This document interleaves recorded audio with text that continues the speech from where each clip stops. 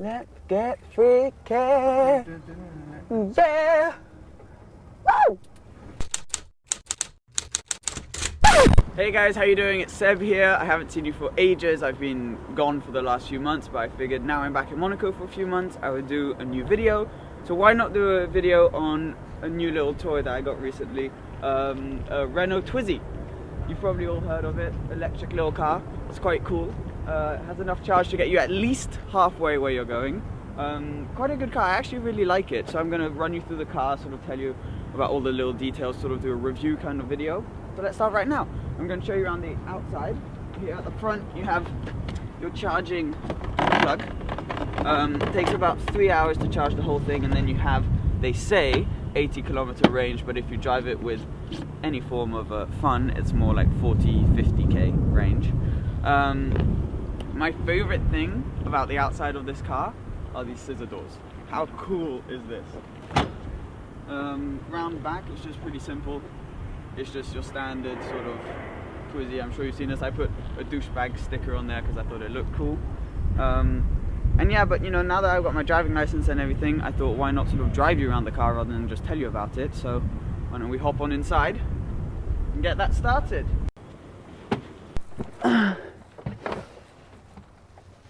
So to start the Twizy, you put your foot on the brake, key in the slot if I can find it, turn for a while until you get a little go sign, and yeah, let's get going.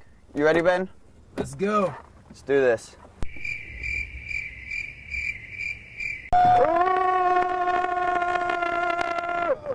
Okay, that's pretty much it.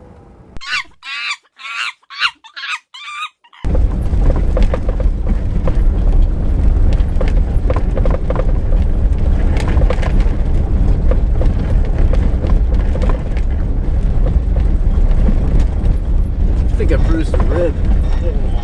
Ow. Ow. Ow. Ow. There isn't much, really. I mean, there's no air conditioning, heating, nothing like that. On this one, you actually do have the option of having Bluetooth audio, which is quite useful, and you know, hands-free phone and all of that stuff, which actually comes in quite handy. And while we're talking about options, the options are fairly ridiculous on this car. So if you get one sort of bog standard, it's really cheap, but you don't get anything. So on this one, we got quite a few things. So we got the sunroof, which is a really nice one to have. We also got doors, which, believe it or not, are an option. Windows, these plastic windows, which are pretty crap, to be honest, which you zip up to sort of you know, close them, or you can roll them down and stuff. They're an option as well. What else? Ow. What else is an option? I think that's it. Oh, well, having the paint black, that was another option, and all of that. I mean, you basically pay for everything, but it's worth it because honestly. Where? It's back there. Oh yeah. It's a friend. The friend. Yay!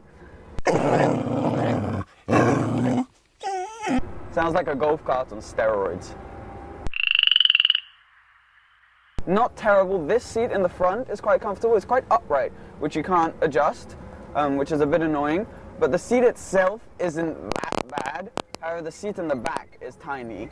I mean, I'm not very tall. I'm 1.75 m, 76 or something, and it's cramped for me in the back. Anything above my height is really just uncomfortable.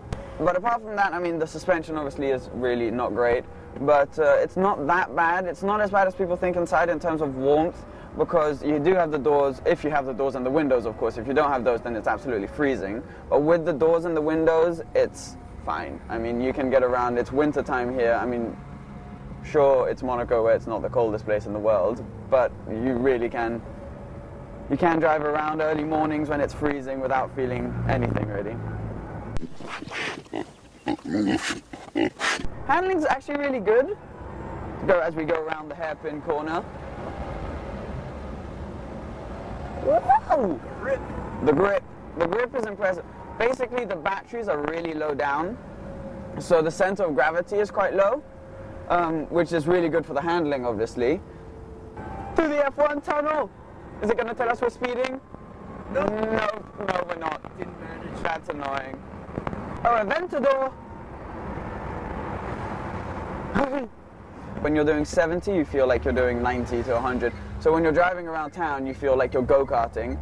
And it's just really fun. It makes every little drive sort of an event.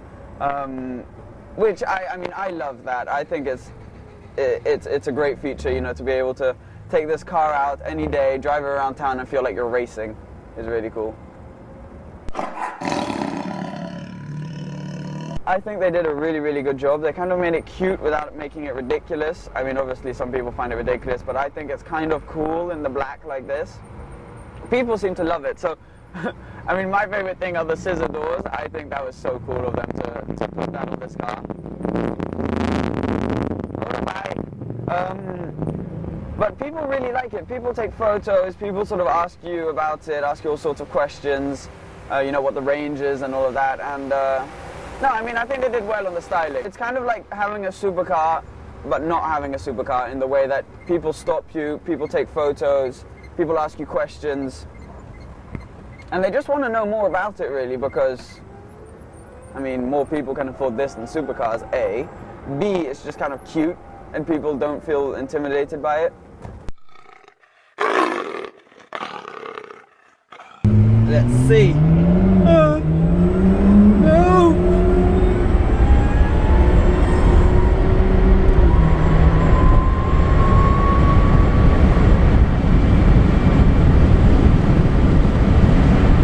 If he was going to get away from us anyway, it would be here. Floor, yeah. Ah! Ow! Thing is, that's a lot quicker, a lot cooler, a lot louder, and a lot more comfortable than this. Not jealous. At high speeds, the wind noise gets pretty bad, so it gets quite hard to. So when you've got the Bluetooth audio in, it gets quite hard to hear your music, or to talk to the person behind, or if you're talking to someone on the phone. All of that. I mean, don't call and drive, but if it's on the Bluetooth thing, you can. Sun.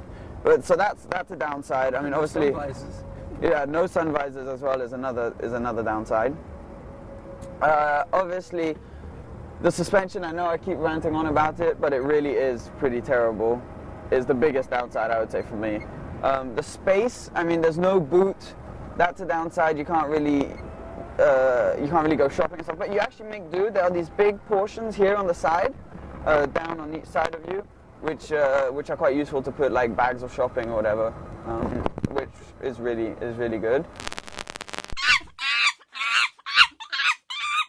Upsides, there are many. I mean, I think this is a very temperamental car, so it's only useful in certain places. So if you live in the countryside in England, no way. I mean, this is not the car for you. However, if you live on the Riviera or somewhere like this, next to a city, where you can charge it often and you're not doing long drives, honestly, this is the perfect place to have it. Because you can sort of drive it so easily, and drive it around town, park it anywhere, you don't have to pay for fuel. There are charging points everywhere in Monaco, for example, or Saint-Tropez, or even southern Spain and stuff. I know there are a lot of charging points. So that makes it really, really useful. And honestly, I mean, you're not going to have this as your only car most of the time. The people who have this as kind of a sidecar that they use for driving around town. And for that purpose, you don't really care about things like suspension or air conditioning and all of that stuff. You kind of tend to forget that. So I think it's really good at what it wants to do. So this review has turned into a spot of car spot hunting as we chase down a Ferrari F12. Oh, that chase didn't last very long.